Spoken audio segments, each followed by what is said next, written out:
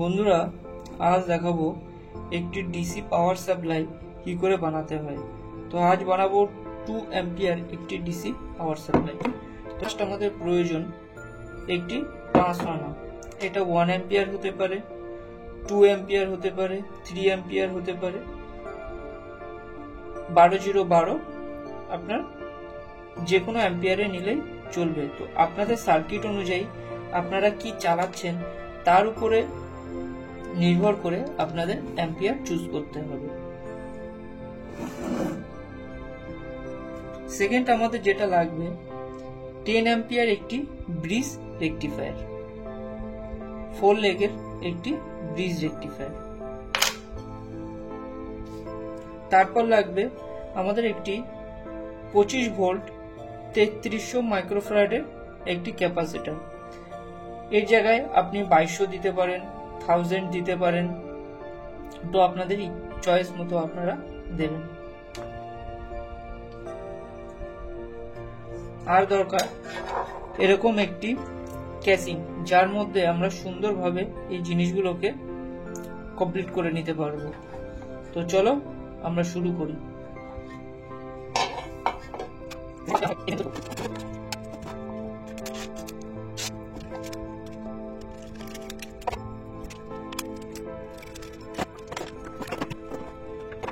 তো আমাদের ট্রান্সফর্মার কিন্তু ক্যাসিং এর ভেতরে সুন্দরভাবে আমরা ফিক্সড করে দিয়েছি। তো এবার স্টেপ বাই স্টেপ আমরা কিভাবে কানেকশন করব সেটা তোমরা দেখো।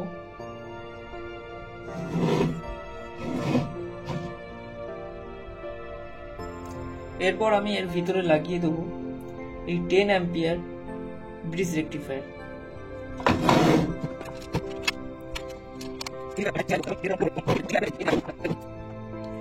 এরপর আমরা ক্যাপাসিটরের কানেকশনটা করে ফেলবো।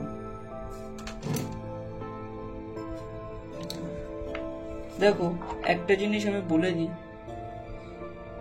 এই যে একদম শেষ দুটো যে লুপ আছে, এর ফার্স্টের লুপ থেকে আমাদের পজিটিভ বের হবে এবং এই লাস্টের লুপটা থেকে নেগেটিভ লুপ হবে।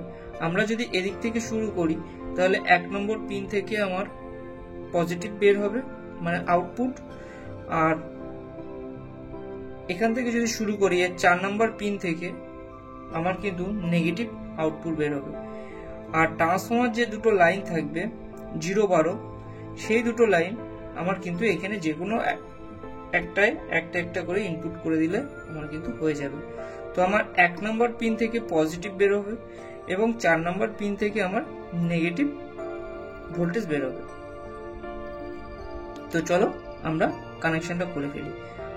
আর আরেকটা জিনিস যেটা বলতে আমি ভুলে গেছি, এই যে ক্যাপাসিটরের এই যে সাইনটা, এটা নেগেটিভ সাইন, আর এই যে সাইনটা পুরোটা কালার আছে, তো এটা কিন্তু পজিটিভ সাইন। তার মানে আমাদের এই যে টার্মিনালটা থাকছে এটা কিন্তু আমাদের নেগেটিভ টার্মিনাল। এই দিকটা যেটা আমাদের নর্মাল কালার করা রয়েছে সেটা কিন্তু আমাদের পজিটিভ টার্মিনাল। তো সেম আমরা কি করব, এর পজিটিভে একটা টার্মিনাল যুক্ত করব আর এর নেগেটিভে একটা টার্মিনাল যুক্ত করব, তাহলে এখান থেকে সুন্দরভাবে আমাদের ভোল্টেজটা ফিল্টার হয়ে যাবে। তো চলো আমরা স্টেপ বাই স্টেপ কানেকশন গুলো করে ফেলি।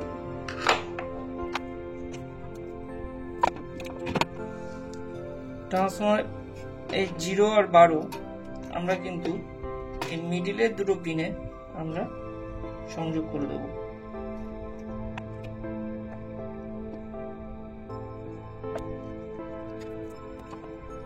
তো বন্ধুরা, যেমনটা বলেছিলাম, ট্রান্সফর্মার এটা ইনকামিং, এটা থেকে আমার 220 সাপ্লাই আমার এটা থেকে ঢুকবে। এখানে লাল তার ছিল, এখানে আমি কিছুটা তার আমি বাড়িয়ে নিয়েছি। আর এখান থেকে যে দুটো কালো তার বেরিয়েছে, এই দুটো আমাদের আউটপুট, ট্রান্সফর্মার আউটপুট।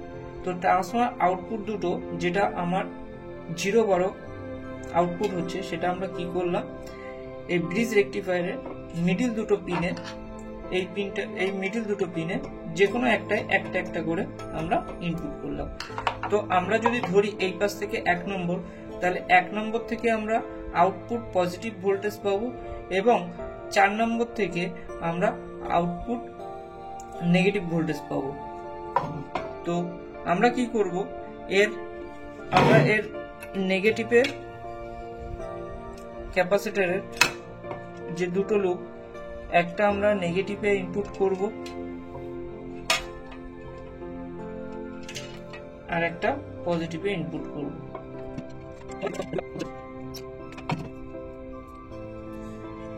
তো দেখো আমি কিন্তু এখানে ক্যাপাসিটর ইনপুট করে নিয়েছি। তো যেমনটা বলেছিলাম 4 নম্বর পিনে নেগেটিভ এবং 1 নম্বর পিনে পজিটিভ, তো আমরা কিন্তু তেমনটাই দিয়ে দিয়েছি। একবার দেখে নাও, এই যে আমাদের অ্যারো চিহ্নটা আছে, অর্থাৎ আমাদের এই যে মার্কিং করা অপশনটা আছে, এটা আমাদের নেগেটিভ। তো আমরা এই 4 নম্বর পিনে নেগেটিভ অপশনে জুড়ে দিয়েছি এবং যেদিকে আমার কালার করা নেই, ব্ল্যাক কালার করা নেই, সেই দিকটা পজিটিভ দিক আমরা কিন্তু পজিটিভ টার্মিনালে আমরা সংযুক্ত করে নিয়েছি।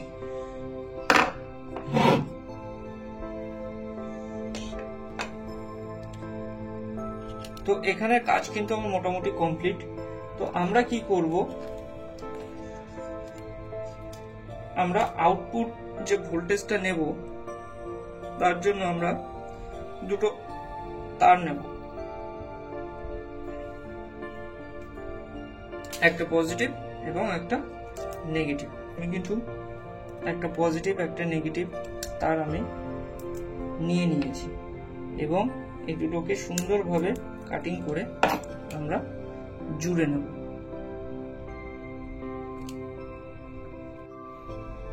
আউটপুটে আমরা পজিটিভ এবং নেগেটিভ দুটো তার বার করে নেব।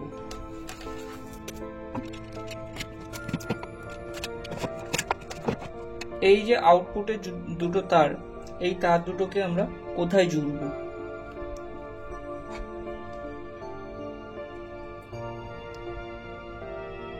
এই তার দুটোকে আমরা যে ক্যাপাসিটর লাগিয়েছি, পজিটিভে পজিটিভ এবং নেগেটিভে নেগেটিভ, এই তার দুটো আমরা সেম একই কাজ করব।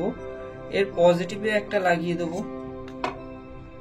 লালটা আমরা পজিটিভে লাগিয়ে দেব,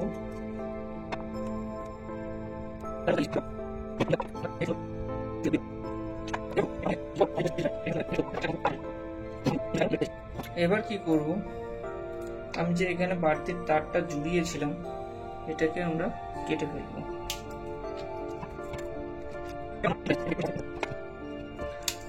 বন্ধুরা, ভালো লাগলে আমার এই ভিডিওগুলো অবশ্যই সাবস্ক্রাইব করবে,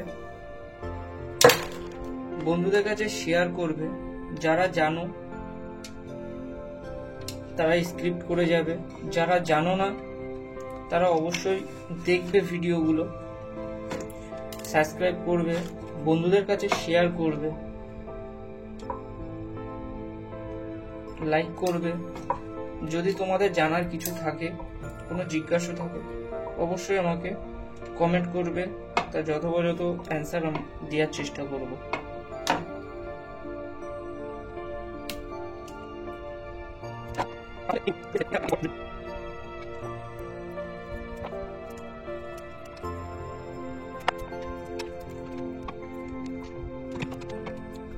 আমাদের একদম লাস্ট যে কাজটা বাকি রয়েছে, এটা একটা ইন্ডিকেটর কানেকশন, যার মাধ্যমে আমি বুঝতে পারবো যে ট্রান্সফরমার এবং এই যে ব্রিজ রেকটিফায়ার হয়ে ক্যাপাসিটর হয়ে লাইন যে ব্যাক করছে, যে পজিটিভে পজিটিভ এবং নেগেটিভে নেগেটিভ ভোল্টেজ আসছে, তার জন্য একটা ইন্ডিকেটর আমরা ইউজ করব।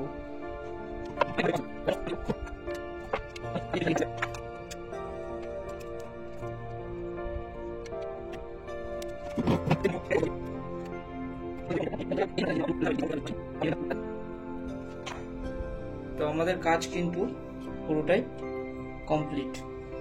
তো এবার আমরা একবার পাওয়ার সাপ্লাই দিয়ে দেখবো যে কি হচ্ছে। বন্ধুরা আমি কিন্তু এবার লাইনটাকে চার্জ করব। সবার ফার্স্ট আমি একটা কথা বলে রাখি, যে কোনো ইলেকট্রিক্যাল বা ইলেকট্রনিক্স কাজ করার আগে একটা সার্কিট তৈরি করে আমরা ডাইরেক্ট সাপ্লাইতে ইনপুট করব না। তার কারণ দেখা যাচ্ছে কোনো রকম কোনো ফল্ট বা শর্ট সার্কিট হতেই পারে বা কানেকশন ভুল হতেই পারে। তার জন্য সবার ফার্স্ট আমাদের একটা জিনিস প্রয়োজন, সেটা একটা সিরিজ টেস্ট ল্যাম্প। তো আমরা সকল সার্কিট তৈরি করার পর আমরা সিরিজ ল্যাম্প দিয়ে একবার টেস্ট করে নেব। যদি আমরা দেখি সিরিজ ল্যাম্পটা দিয়ে আমার কাজটা, যে সার্কিটটা বানিয়েছি সার্কিটটা সুন্দরভাবে কাজ করছে, তার মানে আমরা এটা বুঝে যাব যে আমাদের ডাইরেক্ট পাওয়ার সাপ্লাইতে 220 সাপ্লাইতে দেওয়ার জন্য উপযুক্ত। তো আমরা দেখবো একবার সিরিজ ল্যাম্প থেকে চেক করে। তো দেখো এখানে কিন্তু আমার সিরিজ বাতিটা উপরে, একটু উপরে আছে বলে তোমরা বুঝতে পারছো না, কিন্তু এখানে সিরিজ বাতিটা জ্বলছে। তো আমরা এবার সিরিজ লাইনটা চার্জ করব।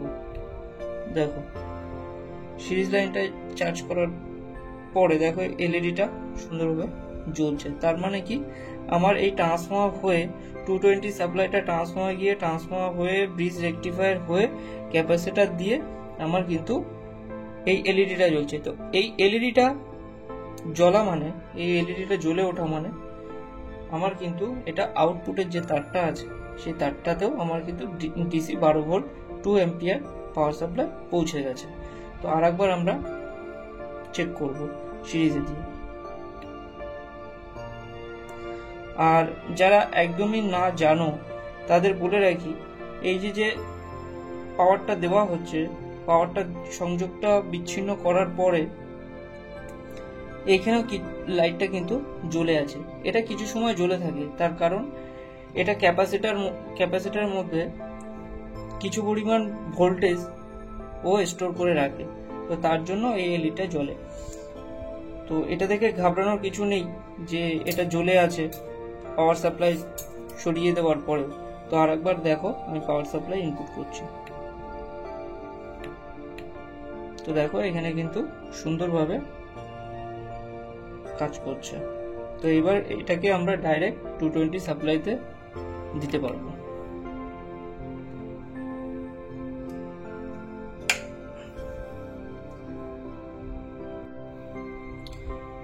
বন্ধুরা আমি কিন্তু এটাতে 220 সাপ্লাই ইনপুট করছি।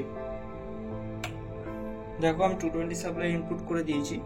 তো তোমাদের এটা সঠিকভাবে কাজ করছে কিনা তার জন্য এক্সাম্পল স্বরূপ আমি এরকম একটা DC motor, 12 volt DC motor আমি চালিয়ে দেখাবো। এটা খুব পাওয়ারফুল একটি মোটর এবং এর আরপিএম অনেক বেশি। তো তোমরা দেখো এটা সঠিকভাবে ওয়ার্ক করছে কিনা।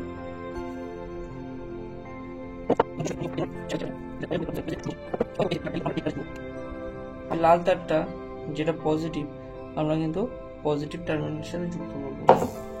তো দেখো মোটরটা কত জোরে ঘুরছে, ধরে রাখা যাচ্ছে না। আশা করি বুঝতে পারছো মোটরটা কত জোরে ঘুরছে।